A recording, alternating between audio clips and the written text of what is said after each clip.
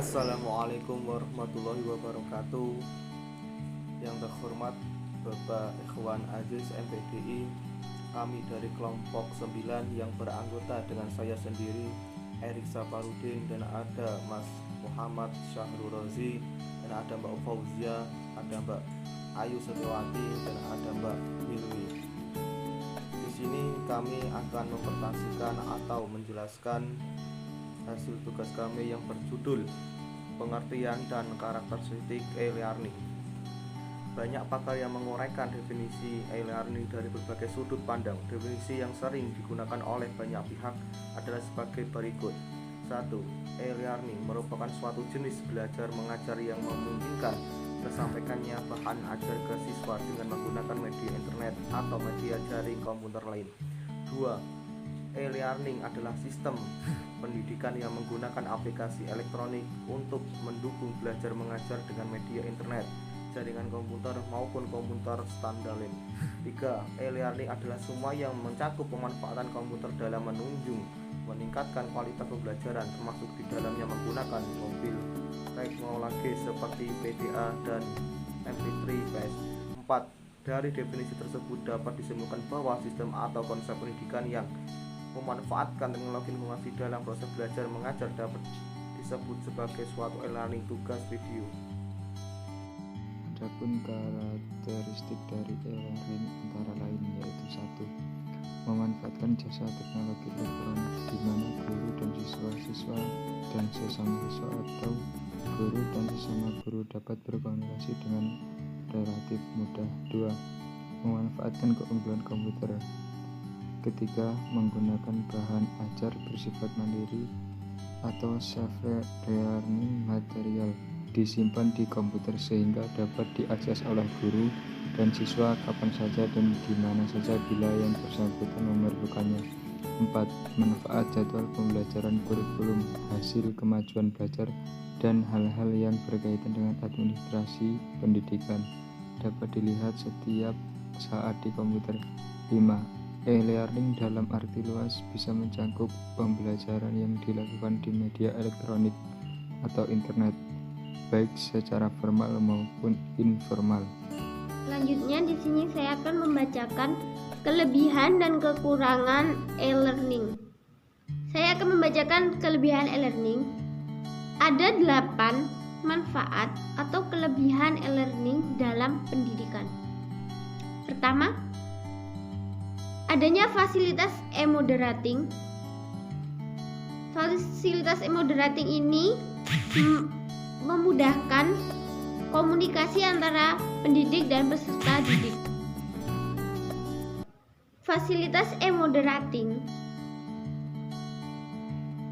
di mana pendidik dan peserta didik dapat berkomunikasi secara mudah atau bebas melalui fasilitas tersebut. Kapan saja kegiatan komunikasi dilaksanakan, itu tidak dibatasi oleh tempat, jarak, ruang, dan waktu. Kedua, pendidik dan peserta didik dapat menggunakan bahan ajar atau petunjuk belajar yang tersedia, terstruktur, dan terjadwal melalui internet, sehingga keduanya bisa saling menilai sampai beberapa jauh bahan ajar dipelajari. Ketiga, peserta didik dan pendidik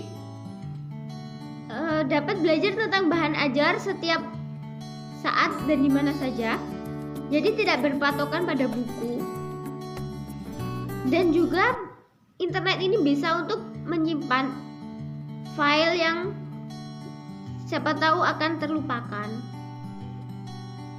D. Peserta didik memerlukan tambahan informasi yang berkaitan dengan bahan ajar. Ia bisa menggunakan internet ini untuk mencari tahu bahan yang akan dipelajarinya secara lebih mudah.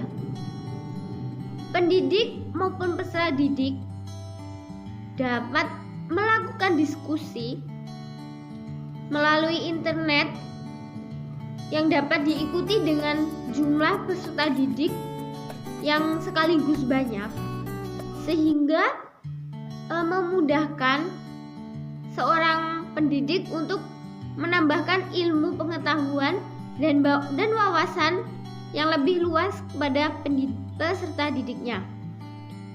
Berubahnya peran peserta didik dari yang pasif, yang malas menjadi aktif. Dan yang terakhir ini lebih relatif mudah dan efisien. Adapun beberapa kekurangan dari belajar e-learning, yaitu yang pertama, kurangnya interaksi antara guru dengan siswa atau siswa dengan siswa itu sendiri. Yang kedua, kecenderungan mengabaikan aspek akademik atau aspek sosial dan sebaliknya mendorong tumbuhnya aspek bisnis atau komersial. Yang ketiga, proses belajar dan mengajarnya cenderung ke arah pelatihan daripada pendidikan. Yang keempat, berubahnya peran guru dari yang semula menguasai teknik pembelajaran konvensional atau tatap muka. Yang kelima, siswa yang tidak memiliki motivasi belajar yang tinggi, ia akan cenderung gagal. Yang keenam, tidak semua tempat tersedia fasilitas internet. Yang ketujuh, kurangnya tenaga yang mengetahui dan memiliki keterampilan internet. Dan yang kedelapan, kurangnya penguasaan bahasa internet atau bahasa komputer. Berbasis e-learning, bahan yang disiapkan, dijalankan, dan dimanfaatkan melalui media web. Bahan ajaran ini memiliki 3 karakteristik utama yang merupakan potensi besar, yaitu A. Menyajikan multimedia, B. Menyiapkan, mengolah, dan menyajikan informasi, C. Hyperlink pertautan. Dari 3 karakteristik tersebut, fasilitas hyperlink merupakan karakter yang paling menonjol.